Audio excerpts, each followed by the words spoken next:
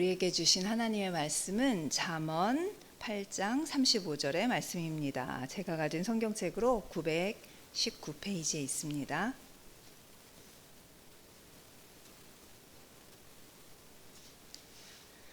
찾으셨으면 함께 읽으시겠습니다. 대저 나를 얻는 자는 생명을 얻고 여호와께 은총을 얻을 것임이니라. 아멘. 할렐루야.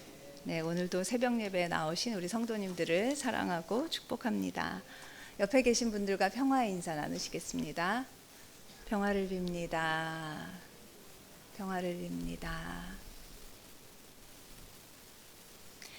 네, 오늘 저는 영혼을 살리는 지혜라는 제목으로 잠언 8장의 말씀을 나누려고 합니다.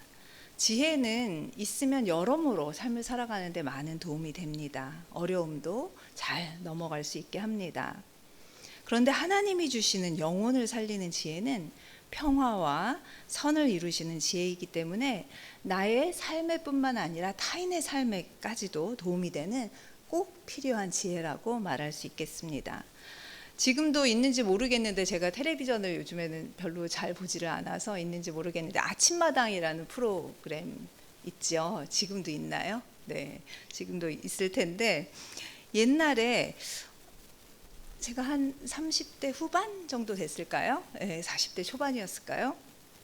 그때 그 아침마당이라는 프로를 보다가 한 60이 넘으신 여성분이 나오셔서 자신의 삶에 대해 이야기하는 것을 들은 적이 있었습니다. 아마 보통 사람들이 나와서 자기가 겪었던 그 인생의 이야기를 나누는 코너였던 것 같습니다. 그 여성분은 서울대를 굉장히 우수한 성적으로 졸업하고 한때 나름대로 자신에 대해서 큰 자부심을 느끼며 살았지만 인생의 후반부로 들어가니 학력의 평준화를 체감한다는 이야기를 했었습니다.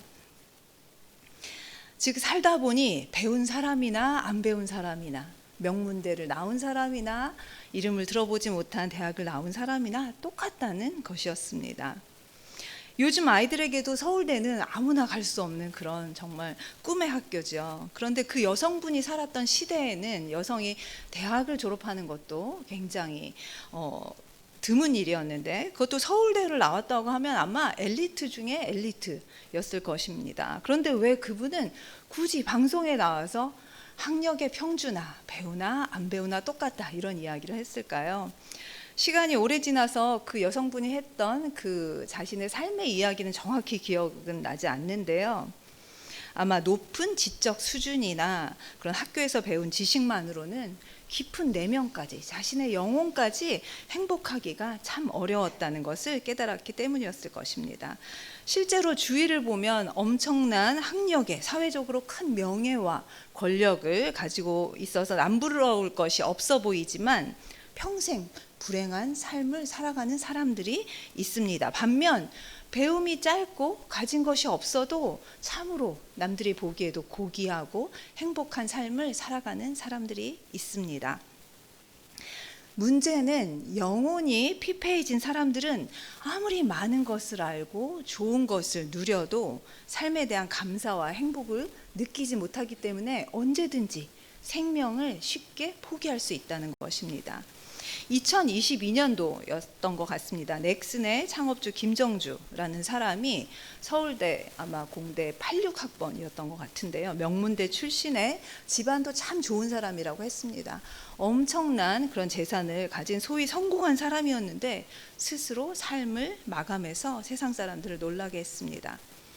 또 어떤 사람들은 인생의 큰 파도가 밀려올 때마다 무속이나 주술신앙에 의지하다가 결국은 하나님께서 우리에게 문제를 해결하라고 주신 그 합리적인 이성을 포기하고 완전히 잘못된 길을 선택해서 자신의 삶뿐만 아니라 타인의 삶까지도 망가뜨리는 그런 잘못된 삶을 살아가기도 합니다. 이처럼 지식으로도 돈으로도 막을 수 없는 영혼의 피폐함과 끊임없이 밀려오는 그 인생의 큰 파도들을 막을 수 있으려면 무엇이 필요할까요? 바로 하나님이 주신 지혜입니다. 지혜가 있어야만 있으나 없으나 많이 아나 좀 적게 아나 인생의 참된 기쁨을 발견하고 메마른 영혼이 다시 살아날 수 있게 되고요. 또 지혜가 있어야만 멋지게 파도를 타는 그 서퍼처럼 인생의 큰 파도 위에서 무게중심을 잃지 않고 균형을 유지하면서 그 파도를 잘 넘어갈 수 있게 되는 것입니다. 게다가 하나님이 주시는 지혜는 조금 전에 말씀드린 것처럼 나뿐만 아니라 타인과의 평화로운 공존을 가능하게 한다는 점에서 우리 삶에 반드시 필요한 것입니다. 이처럼 저는 여호와를 경외하는 지혜, 여호와를 경외하는 것이 지혜의 근본이라고 잠언서 9장에 나와 있는데요. 여호와를 경외하는 지혜야말로 우리의 영혼을 살릴 수 있는 참된 지혜라고 생각합니다. 그 첫 번째 이유가 오늘 이 잠언 8장에 나와 있습니다. 하나님은 선하시고 언제나 옳으신 분이시기 때문에 하나님께로부터 나온 지혜는 주관적이거나 시대에 따라 달라질 수 있는 것이 아니고 아무리 시간이 지나도 변하지 않는 진리라고 말합니다. 6절, 7절을 함께 읽어보시겠습니다. 내가 가장 선한 것을 말하리라. 내 입술을 열어 정직을 내리라. 내 입은 진리를 말하며 내 입술은 악을 미워하느니라. 아멘. 여기에서 나가 누굴까요? 나는 바로 지혜입니다. 마치 지혜가 사람처럼 의인화되어 있습니다. 솔로몬이 이 말씀을 썼는데요. 제가 최근에 가장 감명 깊게 제 삶에 있는 고민들을 어떻게 하면 풀 수 있을까 고민하다가 이 글귀를 읽고 마음의 감동을 느꼈던 이야기가 있습니다. 인도의 마하트마 간디가 했던 이야기인데요. 간디는 비록 부모님의 영향으로 힌두교도가 되었지만 예수님을 인류의 위대하고 지혜로운 스승이라고 생각했다고 합니다. 자신을 반대하는 사람들에게 폭력으로 맞서지 않았던 예수님과 그를 따르는 제자들의 그 삶이 진리의 표본이라고 생각했던 것입니다.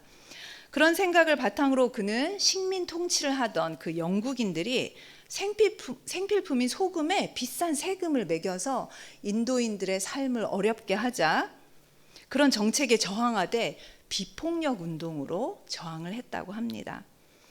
세상적으로는 대립이나 분쟁이 생겼을 때, 특히 적이 나타났을 때 어떻게 해야 그 문제를 해결할 수 있을까요? 문제를 해결할 수 있는 방법은 가능한 내가 가진 많은 힘을 다 끌어모으는 것입니다. 그리고 나와 같은 생각을 가진 사람들을 내 편으로 만들어서 힘을 모으는 것입니다. 만약 그 힘이 물리적인 힘이라면 사람들과 타협하는 데 시간이 많이 들지 않겠죠. 그래서 더 빠르게 반대자를 무릎 꿇게 할 수 있을 것입니다. 그러나 간디는 아무리 부당하고 불의한 법이라고 하더라도 절대로 폭력을 사용해서는 안 된다고 생각했습니다. 폭력은 선하고 옳은 것, 즉 진리가 아니었기 때문이었습니다. 누가 이기든 상처와 아픔, 미움으로 문제를 해결하기는커녕 그 문제의 그 불씨를 더 크게 할 수 있다고 생각했기 때문이었습니다. 그런 까닭에 간디는 진리를 붙들어야 한다는 그 뜻의 산스크리트어 사티아그라하를 평생 자신의 신념으로 삼고 하나님과 그의 아들이신 예수님께서 우리에게 보여주셨던 것처럼 자신을 반대하는 사람들을 미워하지 않고 그 반대자들에게서 선함을 이끌어내는 그 노력을 포기하지 않았다고 합니다.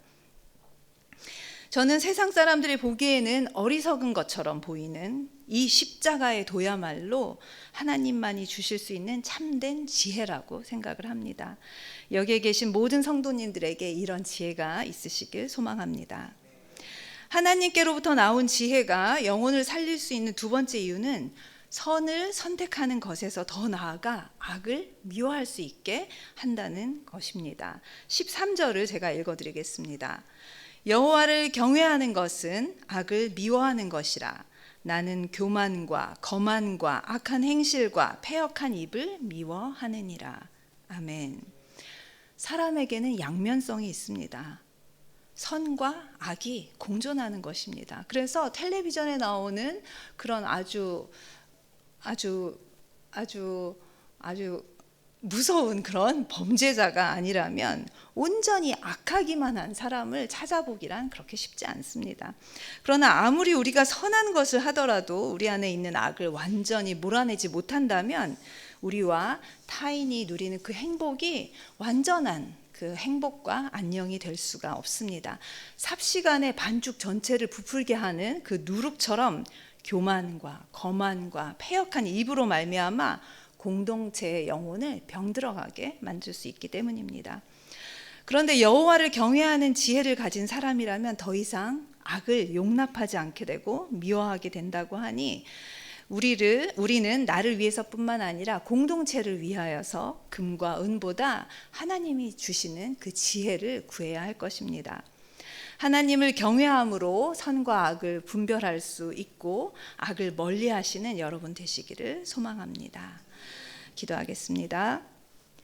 사랑과 은혜가 풍성하신 하나님